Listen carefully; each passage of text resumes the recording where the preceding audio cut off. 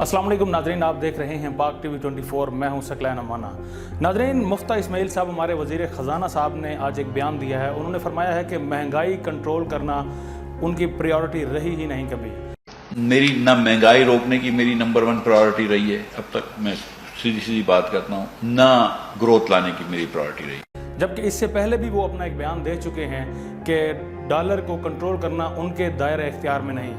ये कौन फरमा रहे हैं? ये हमारे पाकिस्तान के मुल्क पाकिस्तान के वज़ीर ख़जाना मुफ्ता इस्माइल साहब फरमा रहे हैं। नाज़रीन, अगर आपके वज़ीर ख़जाना की ये हालत है तो मुझे बताइए अवाम किसके सामने अपना रोना रोएगी? इस वक्त महंगाई की ये हालत है कि गरीब 2 वक्त की रोटी को तरस चुका है। महंगाई आपकी 38% इस वक्त उसकी रेशो पहुंच चुकी है, जो खान साहब के दौर में 20% थी, जिसकी बिना पर आपने बाकायदा महंगाई मुकाओ मार्च मुहिम चलाई और उस मुहिम के बाद आप इक़्तिदार तक पहुँचे। इक़्तिदार में पहुँचने के बाद आपने महंगाई बढ़ाई, पेट्रोल की प्राइसेस बढ़ाई, डीज़ल की प्राइस बढ़ाई और आपने इसे मुश्किल फ़ैसले का नाम दे दिया।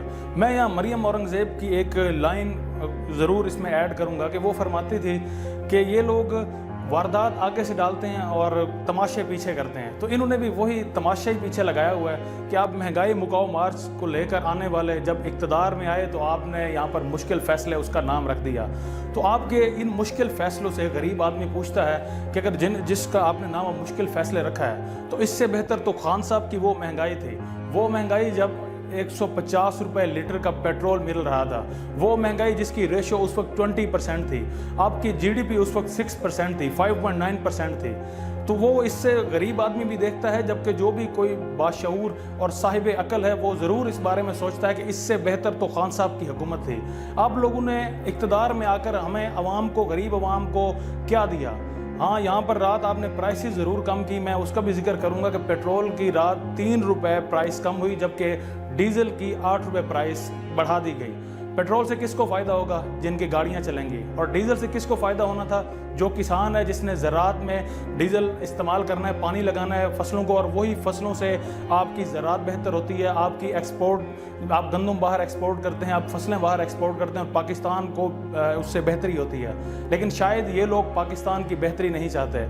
इन लोगों ने जो रात काम किया वो यही है कि आप किसी को 1 गिलास पानी पेश करें और साथ ही आप दूसरे हाथ से उसे चपेट मारें। इन्होंने रात आपको 3 रुपये पेट्रोल सस्ता करके आपको पानी पिलाया और साथ में छितर भी इन्होंने रखा है, जो आप 8 रुपये के हिसाब से इन्होंने वो छितर भी आवाम को जड़ाया।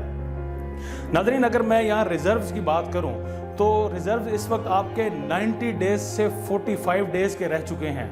यानी खुदा ना खास्ता, मेरे मुंह में खाक, 45 दिनों तक अगर पाकिस्तान को कर्जा नहीं मिलता, अगर पाकिस्तान की एक्सपोर्ट्स की जो रेशो है वो नहीं बढ़ती, तो पाकिस्तान खुदा ना खास्ता डिफ़ॉल्ट की तरफ जा सकता है। जो सूरत हाल इस वक्त श्रीलंका में है वो पाकिस्तान में भी हो सकती है।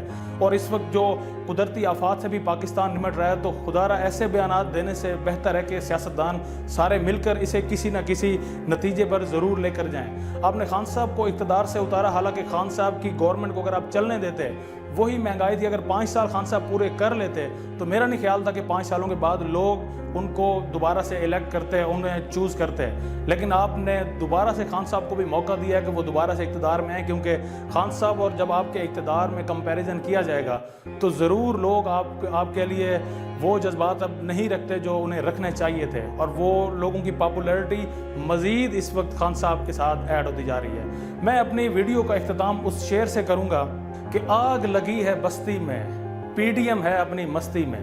इसके साथ ही अपने मेज़बान सकलैन अमाना को दीजिएगा इजाज़त। अल्लाह निगहबान।